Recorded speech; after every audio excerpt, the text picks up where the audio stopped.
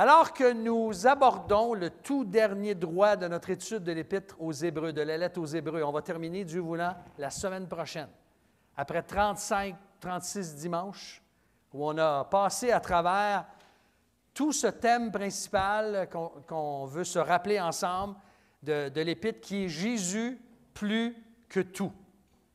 Jésus est plus que tout, que les sacrifices, que les sacrificateurs, que les grands personnages, que tout ce qui peut exister, Jésus-Christ est supérieur à tout. Et puisqu'il est supérieur et qu'il est à la droite de son Père pour intercéder en notre faveur, vous savez comme moi que nous avons part à des bénédictions. Des bénédictions très spéciales. On connaît la plupart, on l'a même essayé de l'apprendre par cœur. Je dis bien essayer. Éphésiens chapitre 1. Claude a des souvenirs de ça, qui nous a encouragés à apprendre Éphésiens 1, qui nous parle des bénédictions spirituelles que nous avons en Jésus-Christ. Mais le texte où nous sommes rendus, au chapitre 13, au verset 9 à 7, moi, je les présente ce matin comme des bénédictions. Ce sont en fait des vérités et des exhortations, mais je veux vous les présenter sous les formes de bénédictions que Dieu nous accorde. Alors, on va lire Hébreux, chapitre 13, versets 9 à 17. Qui commence, versets 8 à 17.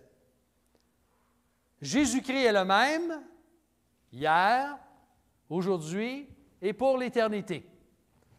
Ne vous laissez pas entraîner par toutes sortes de doctrines étrangères, car il est bon que le cœur soit affermi par la grâce, et non par des aliments qui n'ont servi de rien à ceux qui en ont usé.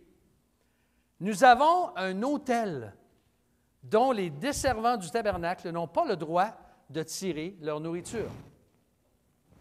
Car le corps des animaux, dont le sang a été offert pour les péchés dans le sanctuaire par le souverain sacrificateur, sont brûlés hors du camp. C'est pourquoi Jésus aussi, pour sanctifier le peuple par son propre sang, a souffert hors de la porte. Sortons donc hors du camp pour aller à lui en portant son opprobre. Car nous n'avons pas ici de cité permanente, mais nous cherchons celle qui est à venir. Par lui, offrons sans cesse à Dieu un sacrifice de louange, c'est-à-dire le fruit des lèvres qui confesse son nom. Cependant, n'oubliez pas la bienfaisance et la libéralité, car c'est à de tels sacrifices que Dieu prend plaisir. Mais ce n'est pas fini. Obéissez à vos conducteurs et soyez-leur soumis. Toujours difficile pour un pasteur de lire ce texte-là. C'est un peu délicat. Car ils veillent au bien de vos âmes dont ils devront rendre compte. Faites en sorte qu'ils puissent le faire avec joie et non en gémissant, ce qui ne serait pas à votre avantage. C'est-à-dire, s'ils gémissent, je vais y revenir tout à l'heure.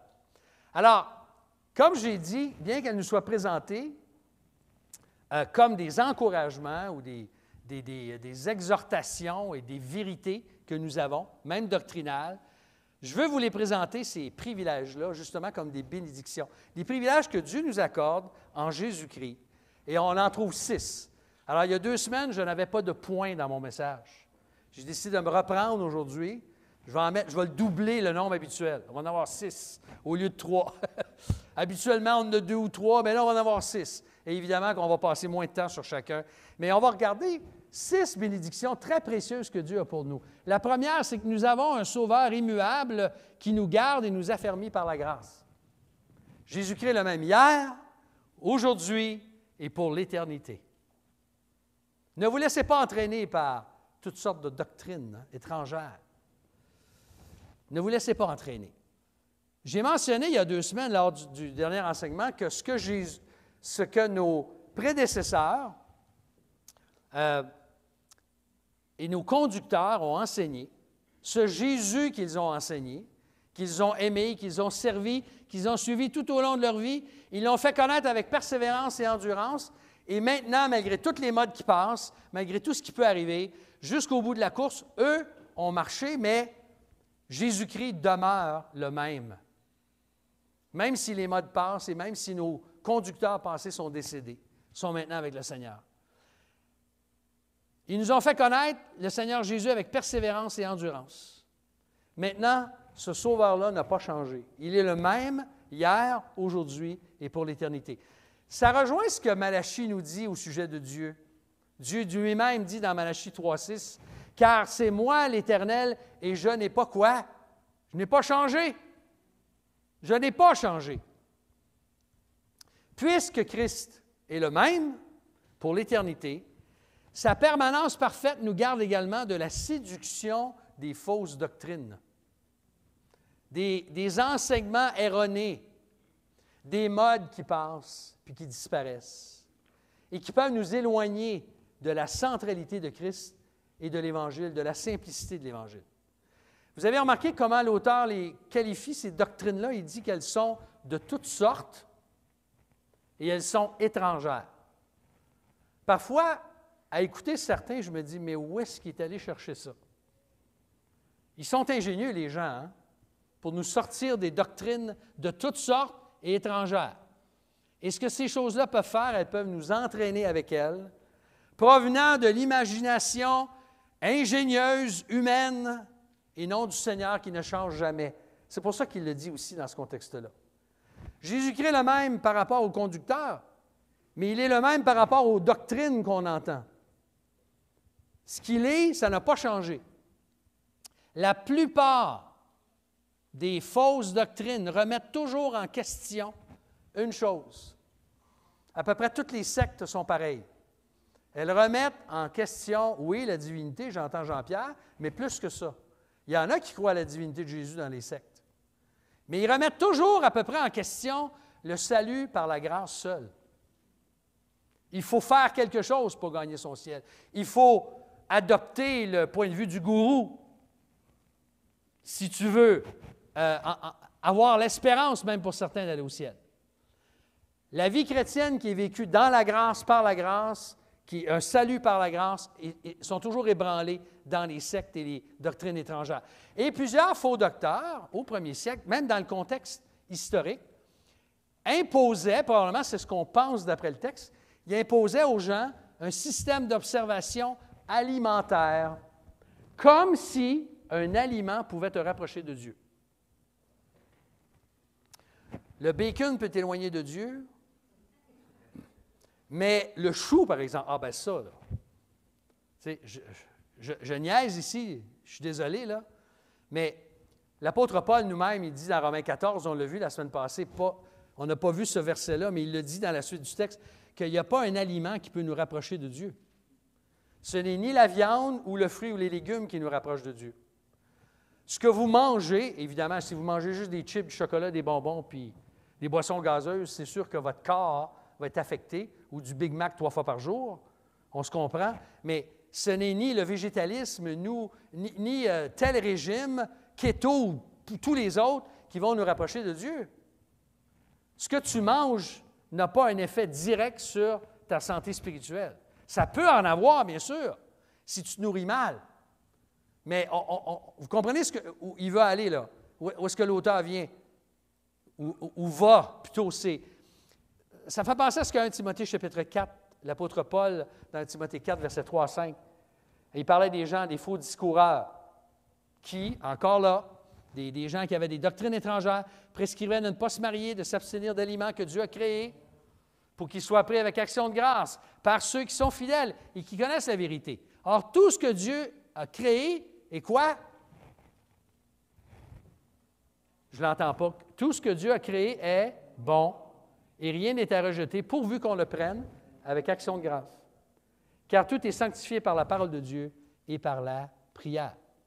Ma vie spirituelle ne dépend pas d'abord de ce que je mange, mais bien de la grâce de Dieu. Et ça demeure. Parce que j'ai un Sauveur qui ne change pas. Il m'accorde sa grâce, sa faveur non méritée envers moi. Et comme on l'a chanté il y a un instant, il me garde jour après jour. Non par moi, mais par Christ en moi. Ça, c'est la première bénédiction. La deuxième, c'est que nous avons un autel tout à fait unique auquel nous devons revenir sans cesse. Ça fait bizarre de dire ça, hein? Un autel où on doit revenir. Plutôt que de retourner aux pratiques judaïques, désuètes, des sacrifices, des observations alimentaires, l'auteur nous présente de façon imagée une deuxième bénédiction dont seule un croyant de la Nouvelle Alliance peut jouir. Et quel est ce privilège-là? Non pas pour ceux qui demeurent dans un système religieux. Il nous dit que nous avons un autel bien différent que celui sur lequel les sacrifices de l'Ancienne Alliance étaient offerts à Dieu. Pas du tout le même autel. Et on entend tout ce qu'on a vu tout le long de l'Épître pendant plusieurs dimanches, même plusieurs semaines. Nous avons un grand souverain sacrificateur qui a traversé les cieux, qui s'est présenté devant Dieu, qui intercède maintenant pour nous, qui est à la droite du Père. Qu'est-ce qu'il a fait, ce grand souverain sacrificateur? Sur quel autel s'est-il sacrifié, sinon que sur la croix du Calvaire? Alors, c'est une expression, en fait, que l'auteur utilise ici. On entend, en fait, la croix de Christ, son sacrifice. C'est l'autel que nous avons, le seul autel dont nous avons besoin. Vous avez remarqué ici en avant, il n'y a pas d'autel. Dans notre Église, il n'y a pas d'autel, il n'y a pas de renouvellement de sacrifices non sanglants, comme par exemple, vous allez voir dans une Église catholique, vous avez un autel en avant, n'est-ce pas? Mais en Jésus-Christ, l'autel que nous avons, c'est lequel? C'est la croix. C'est le seul dont nous avons besoin. Parce que le sacrifice a été offert une fois pour toutes. Et comme on l'a vu tout au long de la lettre, tous les sacrifices de l'Ancienne Alliance étaient temporaires. Ils pointaient vers le sacrifice unique offert une fois pour toutes par notre grand souverain sacrificateur, le Seigneur Jésus-Christ. Lui seul a payé la dette que méritaient nos péchés, c'est-à-dire la mort sur la croix. Lui seul a été séparé de son Père pour porter le poids de nos fautes et verser son sang pour nous pardonner d'une façon parfaite et définitive. Avons-nous besoin d'un autre autel? Non. C'est le seul. C'est un peu le même langage imagé que Jésus utilise dans Jean chapitre 6. Il nous dit de se nourrir, dans le fond, dans le texte, nous avons un autel dont les desservants n'ont pas le droit de tirer leur nourriture. Mais nous, en fait, comme croyants de la Nouvelle Alliance, c'est de cet autel-là que nous avons notre nourriture, c'est-à-dire de Jésus-Christ lui-même crucifié à la croix du Calvaire. Et vous vous rappelez le texte où, dans Jean chapitre 6, le langage que Jésus a utilisé, quand il se présente comme étant le pain de quoi? Le pain de vie. Celui qui me mange vivra. Évidemment qu'on ne peut pas manger Jésus de façon physique, mais c'est une image pour croire en lui, pour s'approprier sa mort pour nous. C'est à la croix que tout a commencé pour nous. Il doit se poursuivre alors que nous revenons à ses pieds pour recevoir son pardon de façon quotidienne. Donc, c'est de cet autel que la grâce seule peut se manifester, avec ce qu'il vient juste de dire, avec la grâce. C'est lui seul dont nous avons besoin. Alors, la question que j'ai pour toi ce matin, es-tu venu à cet autel? Es-tu venu à la croix du Calvaire? As-tu placé ta confiance en Jésus-Christ pour ton salut, pour le pardon de tes péchés? As-tu reconnu que tu étais un pécheur qui est séparé de Dieu? Et le seul autel qui peut te sauver, c'est la croix de Jésus-Christ. Les Juifs demandent des miracles. Nous faisons quoi? Nous prêchons quoi? Christ. Ou qui? Christ crucifié. La croix de Christ, toujours. Ça doit être le centre même de l'Évangile. Je vous rappelle, frère, l'Évangile que je vous ai annoncé, c'est quoi? Christ est mort pour nos péchés. Il a été enseveli et ressuscité des morts le troisième jour, selon les Écritures. C'est toujours la croix qui est au centre. Et tout doit revenir à la croix. Donc, c'est toute une bénédiction que nous avons. On a un autel unique comme croyants. Troisième bénédiction que nous avons, c'est que nous nous joignons à Christ pour porter son opprobre ou sa honte ou sa malédiction, si vous voulez. On n'utilise pas ça souvent dans nos langages quand on appelle quelqu'un. Puis, comment va ton opprobre cette semaine? C'est très rare qu'on utilise ce mot-là. C'est plus un mot écrit. Mais, qu'est-ce que l'auteur cherche à nous faire comprendre? Je vais relire le texte au verset 11. « Car les corps des animaux dont le sang a été offert pour les péchés dans le sanctuaire par le souverain sacrificateur sont brûlés hors du camp. C'est pourquoi Jésus aussi, pour sanctifier le peuple par son propre sang, a souffert hors de la porte. Sortons donc hors de la porte pour aller à lui en portant son opprobre. » Où est-ce que l'auteur nous amène là? Qu'est-ce qu'il cherche à nous faire comprendre? Eh bien, il compare les sacrifices de l'Ancien Testament, sacrifices des animaux en particulier, à celui du Seigneur Jésus-Christ. Vous vous rappelez dans le Lévitique, lorsqu'il y avait des sacrifices qui étaient offerts dans le temple, les carcasses des animaux.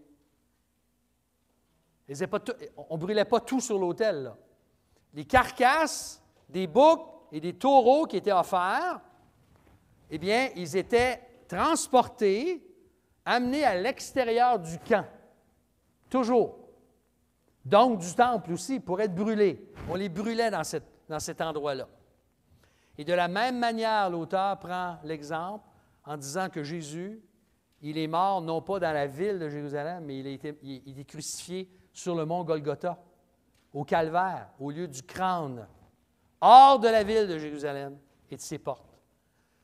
Et tout ça, il a vécu cette mort-là, Jésus, comme quoi? Comme un malfaiteur.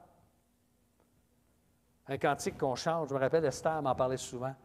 Un cantique qu'on chante, c'est « Regarde la croix dressée » qui nous présente Jésus comme un scélérat. C'est un autre mot qu'on n'utilise pas souvent, ça. Un scélérat, un bandit, un malfaiteur, un vaurien, un criminel. Jésus a été enseveli même à l'extérieur de la ville, dans le tombeau que Nicodème a préparé. Si le sang des animaux ne pouvait enlever le péché, parce qu'on devait les offrir en sacrifice à répétition, Jésus-Christ, lui, sur cet autel, sur la croix de Christ, sa croix, il a offert son propre sang une fois pour toutes, pour nous sanctifier, pour nous rendre saints aux yeux de Dieu. Donc, nous ne devons pas retourner aux sacrifices qui sont maintenant, quoi? Désuets, inutiles. Mais bien, on doit, de façon imagée, sortir du camp, aller rejoindre Jésus, de quitter ce système dépassé, d'aller le rejoindre dans son humiliation pour le suivre maintenant, pas à pas, jusqu'au bout de notre pèlerinage. Donc, prêt à souffrir, prêt à renoncer à nous-mêmes. Parce que qu'est-ce que Jésus a vécu à la croix, en grande partie? Il a vécu l'humiliation, l'opprobre, le rejet.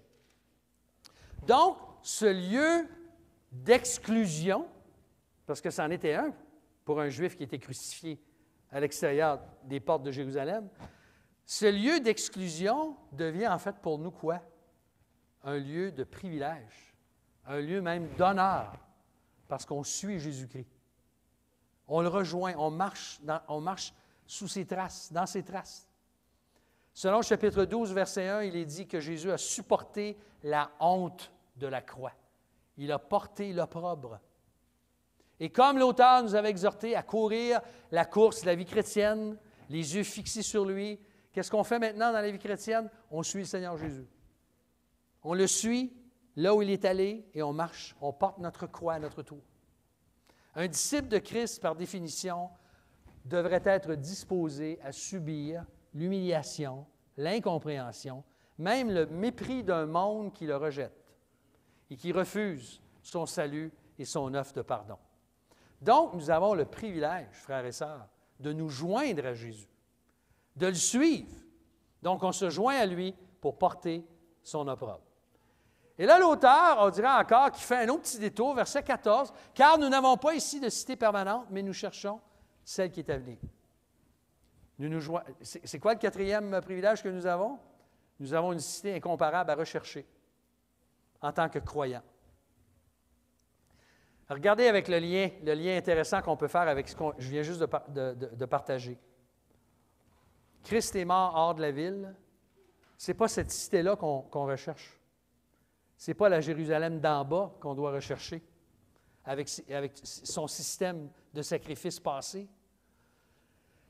Ce n'est pas une cité terrestre que nous avons à quitter, mais nous avons une cité céleste à rechercher. Et c'est là toute la différence. Nos regards doivent continuellement se tourner vers le ciel. Nous aspirons et nous cherchons la cité qui est à venir.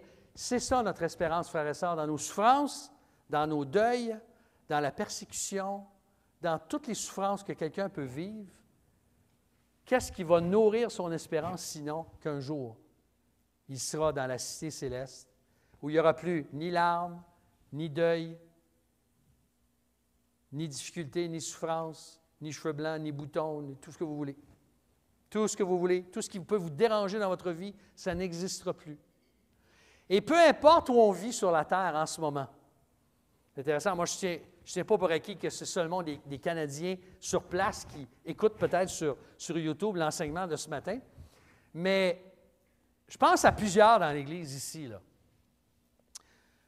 Vous êtes nés dans un pays. Plusieurs d'entre vous, vous avez quitté ce pays, vous êtes allés étudier dans un autre pays. Vous avez fait vos études dans certains à l'université, d'autres ailleurs. Bon. Et puis là, vous êtes déménagé au Canada. Vous avez vu la lumière. Vous êtes venu au Canada. Je blague, évidemment. Mais vous êtes venu au Canada pour vous installer, n'est-ce pas? Pour vivre, Dieu voulant, avoir une carrière, vivre à long terme. J'aimerais juste vous rappeler que malgré que vous vous êtes déraciné de votre pays, puis vous avez étudié ailleurs, puis vous êtes venu ici, ou pour toutes sortes de raisons, vous avez changé de pays dans votre vie, même nous qui sommes nés ici, on doit toujours se rappeler que nous ne sommes quoi que des étrangers et des résidents temporaires. Toujours. Et que selon Hébreux 11, c'est ce qu'il nous dit, il avait dit dans Hébreux 11, Abraham, puis il voyait, il savait qu'ils étaient des étrangers et des résidents temporaires. Et que selon le verset 15, ces hommes et ces femmes de foi, on peut dire nous aussi, ils aspirent à une patrie meilleure, c'est-à-dire céleste. Je vous rappelle que notre véritable chez nous n'est pas ici. On est bien chez nous, mais on ne sera jamais aussi bien chez nous que dans notre vrai chez nous. Jamais. Notre cité, comme Paul dit dans Philippiens 3, elle est dans les cieux. C'est la Jérusalem du chapitre 12, hein, la Sion, la montagne de Sion qui nous attend, là où nous attendent tous ceux qui nous ont devancés. Donc, ce que nous avons ici, c'est intéressant avec les bénédictions qu'on a, ce que nous avons ici, mais ce n'est pas une cité permanente. On doit se le rappeler, ça. Particulièrement quand on perd quelque chose. Mon vrai chez nous n'est pas ici. Ce que nous avons, et je vais adapter ça au goût du jour, nous avons un passeport, pas vaccinal, mais pour la cité céleste, que le Seigneur Jésus-Christ a scellé de son propre sang, et maintenant il nous a promis la vie éternelle. Nous avons maintenant la nouvelle Jérusalem qui nous attend, les nouveaux cieux, la nouvelle terre, et ce passeport est unique parce qu'il nous a été donné par le sacrifice de Jésus-Christ. Alors, pour aller au ciel, ça prend ce passeport-là, c'est-à-dire l'assurance que tu appartiens au Seigneur Jésus. Alors, laisse-moi te poser la question une fois de plus. As-tu ton passeport de la vie éternelle? Si tu étais un vendeur d'assurance, je te dirais, as-tu l'assurance vie éternelle? Peu importe, est-ce que tu as cette assurance? Est-ce que tu es sûr, basé, comme la parole de Dieu nous dit, par l'Esprit de Dieu en nous, que nous pouvons dire que nous sommes enfants de Dieu? Non pas parce que nous sommes meilleurs que les autres, loin de là, mais parce que Jésus-Christ a payé la dette pour nous. Une cinquième bénédiction maintenant. Nous avons des sacrifices uniques à offrir. Il est intéressant, nous n'avons pas un autel dans un temple terrestre qui nous attend. Nous n'avons pas d'animaux à sacrifier à Dieu. Mais est-ce que ça signifie que nous n'avons rien à offrir à Dieu? Et la réponse, c'est non. Nous avons des sacrifices uniques à lui offrir. Lesquels? Des offrandes spirituelles. Et qu'est-ce que l'auteur nous dit au verset 15? Par lui, offrons sans cesse un sacrifice de louange, c'est-à-dire le fruit des lèvres qui confesse son nom. Cependant, n'oubliez pas la bienfaisance et la libéralité, car c'est à de tels sacrifices que Dieu prend plaisir. Donc, l'auteur nous mentionne au moins 3 sacrifices qu'on peut offrir à Dieu. Quels sont ces sacrifices? Bien d'abord, des lèvres qui confessent son nom. Ça peut vouloir dire qu'ils le louent, mais ça peut vouloir dire aussi qu'ils partagent l'Évangile autour d'eux. La bienfaisance envers les autres, même si elle passe inaperçue parfois, personne ne se rend compte que vous avez aidé quelqu'un. Rappelez-vous qu'il y a toujours quelqu'un qui le voit, c'est le Seigneur. Et lui saura vous récompenser pour le geste que vous aurez posé. Et la libéralité, la générosité pour son œuvre et envers les autres. Alors, c'est intéressant que notre frère Claude a eu l'inspiration de parler des offrandes ce matin. Mais c'est vrai qu'on a le privilège de donner au Seigneur, de participer à son œuvre. Et on doit donner avec joie, avec sacrifice même.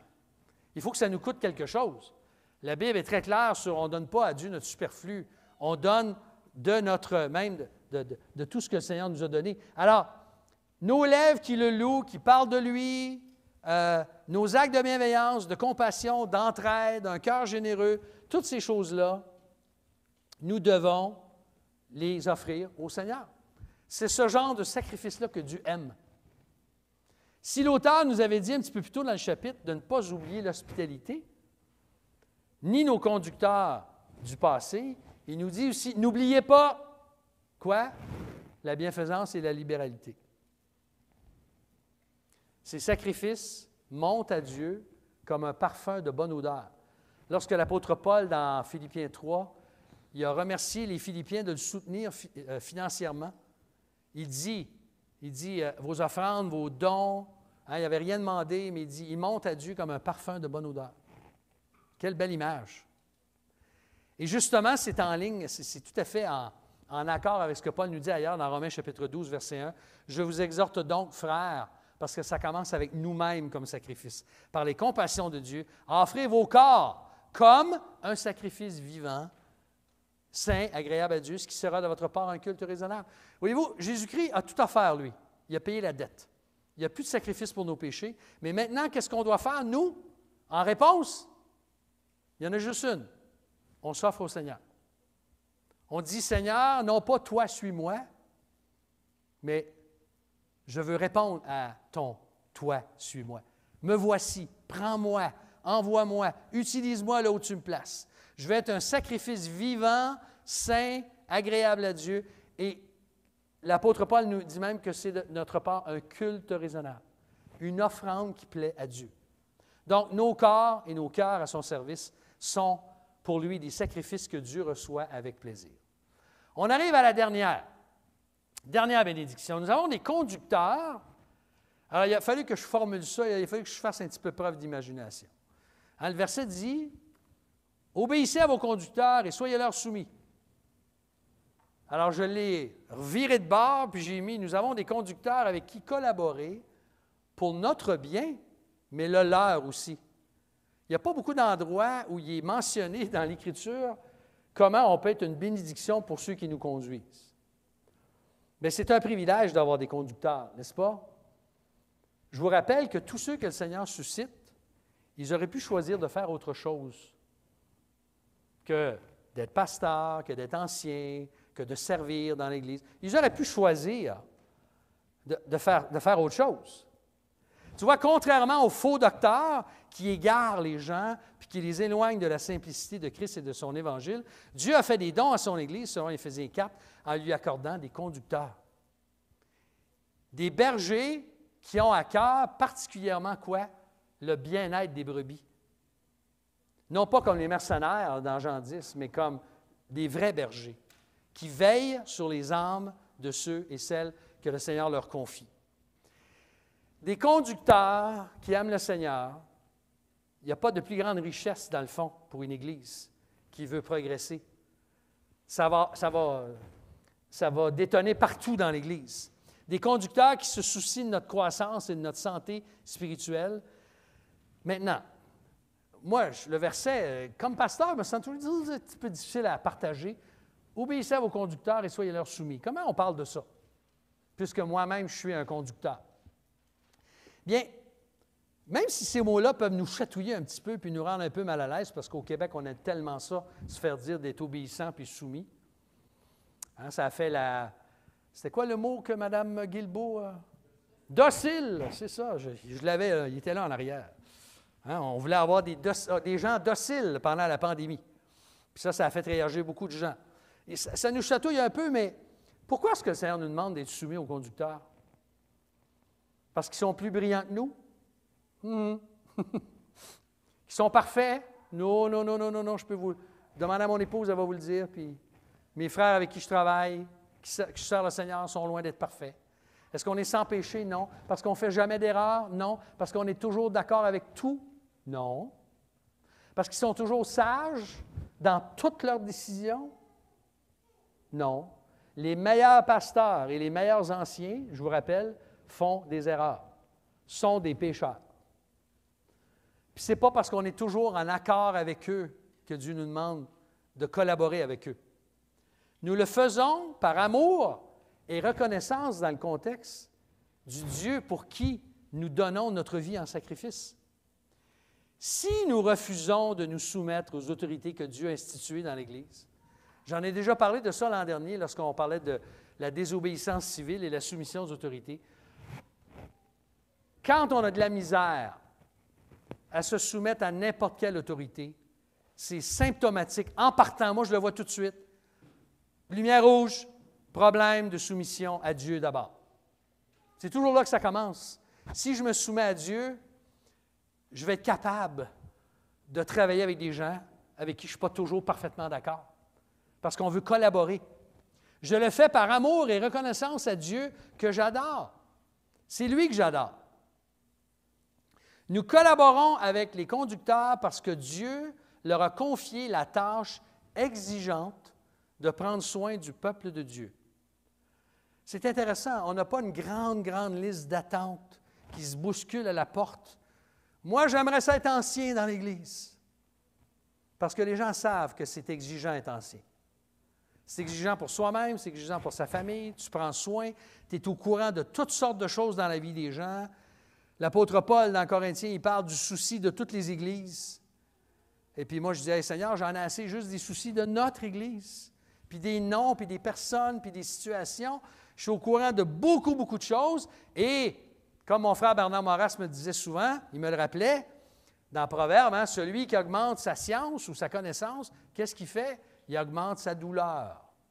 Ça veut dire que plus tu connais de choses, plus tu souffres dans un sens. Tu as apporté ça. Donc, voyez-vous, c'est une tâche exigeante de prendre soin du troupeau, de veiller sur les âmes. Parce que je vous rappelle, je l'ai dit tout à l'heure, mais ces hommes-là auraient pu faire autre chose. Ils auraient pu choisir de faire autre chose. Moi, je me souviens quand Dieu m'a appelé, à 21 ans, j'étais serviteur en formation. Je ne savais pas si Dieu m'appelait. Je me dirigeais pour aller faire mes études au HEC à Montréal. Je voulais aller faire une maîtrise en administration, en marketing, tout ça. Et puis, le Seigneur avait d'autres choses pour moi. Puis, la première année, j'ai trouvé ça difficile, j'ai résisté un peu. Puis là, on m'a encouragé. Et puis, à un moment donné, j'avais un choix à faire. L'Église a confirmé le choix, mais il a fallu que je choisisse. Et je ne veux pas du tout me porter en exemple ici, là, mais c'est la même chose pour n'importe qui décide de conduire une Église ou que le Seigneur appelle à conduire. C'est plutôt ça qui est important. Parce qu'on ne s'attribue pas ça. C'est pour ça que dans notre système, on veut que les gens se prononcent. Cet après-midi, nous allons élire des anciens, des diacres et des diaconesses. On va élire nos conducteurs, dont le mandat est renouvelable. C'est à notre avantage de collaborer avec ceux et celles, et ceux en particulier qui nous conduisent, les anciens. Si on cherche à leur rendre la vie difficile, vous savez ce que l'auteur dit? On contribue à leur gémissement. Vous savez ce que ça veut dire, gémir? Ah! Tu sais, tu ne veux pas être quelqu'un que quand tu appelles le pasteur ou un ancien, la première chose qui passe dans la pensée de la personne, c'est « Oh non, pas lui ». Bien, ça, c'est un gémissement. Je suis très honnête avec vous ici, là, mais ça dépend toujours de l'attitude des gens. Les gens, ils me disent « Tu me déranges-tu? » Non, tu m'interromps, mais je n'étais pas en train au téléphone. Il va-tu appeler, là? Quand est-ce qu'il va appeler? Non, je suis occupé, toujours occupé, normalement. Mais on sert le Seigneur et c'est une joie. C'est une joie. Et dans un monde contestataire et individualiste comme le nôtre, je vais vous dire, c'est de plus en plus difficile de veiller sur le bien des âmes parce qu'il y a des gens qui veulent nous mettre les bâtons dans les roues, qui aiment ça résister à l'autorité. Et quand ils lisent ce texte-là, oh là là, le poil leur frise sur les jambes, comme on dit au Québec. Frères et sœurs, ce n'est pas avantageux pour personne de critiquer sans solution. Je vous rappelle, ça ne veut pas dire qu'on doit toujours être d'accord, puis si on a des bonnes idées, on les partage. Les conducteurs ne doivent pas être imperméables. Ils doivent être ouverts et à l'écoute, et c'est ce qu'on cherche de faire. Mais si tout ce qu'on veut faire, c'est critiquer, attaquer ceux qui conduisent, qui donnent leur temps avec sacrifice pour l'avancement des brebis, qu'est-ce qu'on fait? On ne travaille pas dans le même sens. Je vais vous dire un petit secret ici. Permettez que je vous donne un petit secret, puis vous pourrez le répéter à tout le monde. De toute façon, un secret, c'est ce qu'on dit à tout le monde, ne pas dire à personne. Ou c'est ce qu'on dit à une personne à la fois, hein? C'est ce qu'on dit. Bon. Ce secret, là, c'est beaucoup plus agréable de conduire une Église lorsque l'Église coopère avec les anciens. Ce n'est pas un secret, ça. Bien que chacun va rendre compte à Dieu pour lui-même, ces conducteurs, eux, en plus, l'auteur dit, ils vont avoir à rendre compte, surtout pour l'enseignement qu'ils auront prodigué. Moi, je bénis Dieu, je ne peux pas rendre compte pour chacun d'entre vous. Je peux veiller sur vous, je peux vous encourager, je peux vous enseigner, je peux prier pour vous, je peux vous visiter, je peux vous parler, tout ça. Mais Jacques nous dit que les conducteurs, les docteurs, ils seront jugés quoi? Plus sévèrement. Plus sévèrement. Donc, avant d'aspirer, de vouloir enseigner, pense-y 2 fois. Je me souviens quand j'ai lu ça la première fois, je veux-tu vraiment être pasteur, moi? Est-ce que je veux vraiment enseigner la parole de Dieu? Je vais être jugé plus sévèrement, c'est ce que le texte dit. Donc, si on a des comptes à rendre pour le bien-être spirituel des gens, mais aussi comment on enseigne aux gens, ça dit ça, puis je vous remercie pour tous ceux qui le font, priez pour nous. Priez pour le pasteur, priez pour les anciens. On a vraiment besoin de vos prières. Parce que plus les situations avancent, plus c'est compliqué, plus c'est difficile.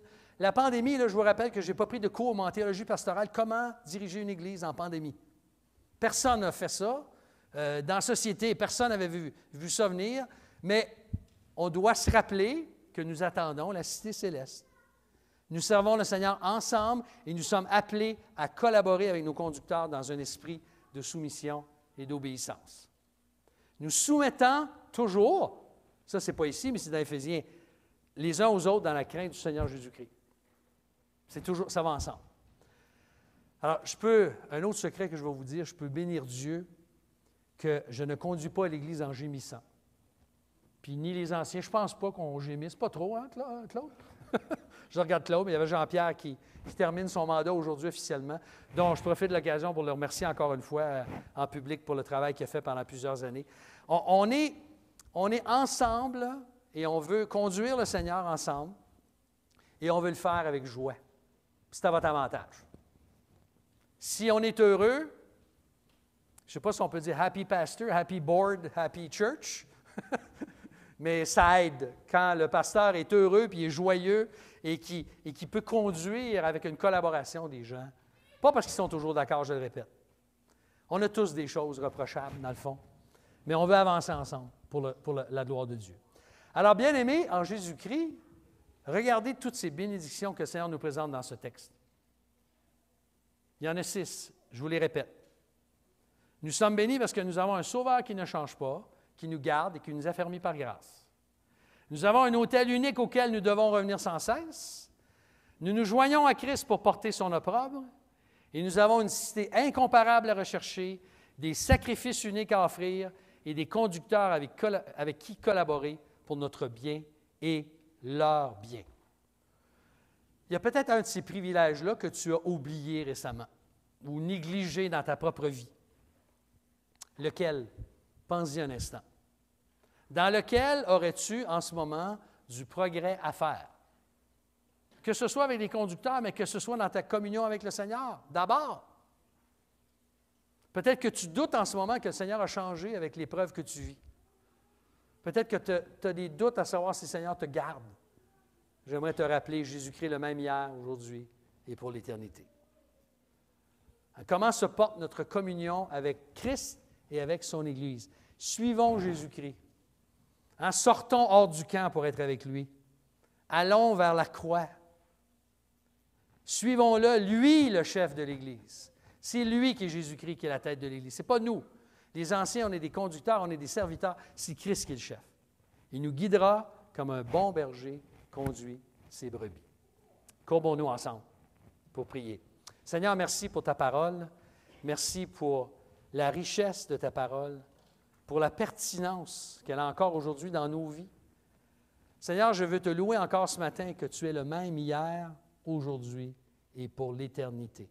Dans un monde qui change comme le nôtre, quel réconfort de savoir que ta doctrine, ton évangile ne change pas. et que c'est toujours par grâce que tu nous gardes, que nous devons revenir à la croix, que nous devons, Seigneur Jésus, marcher derrière toi, que nous voulons nous rappeler du ciel, la cité céleste qui nous attend. Seigneur, que tu nous appelles à t'offrir des sacrifices précieux comme des lèvres qui louent ton nom. Seigneur, quelle grâce nous avons, quel privilège. Merci pour les anciens que tu nous as donnés, les conducteurs, passés et présents et même futurs.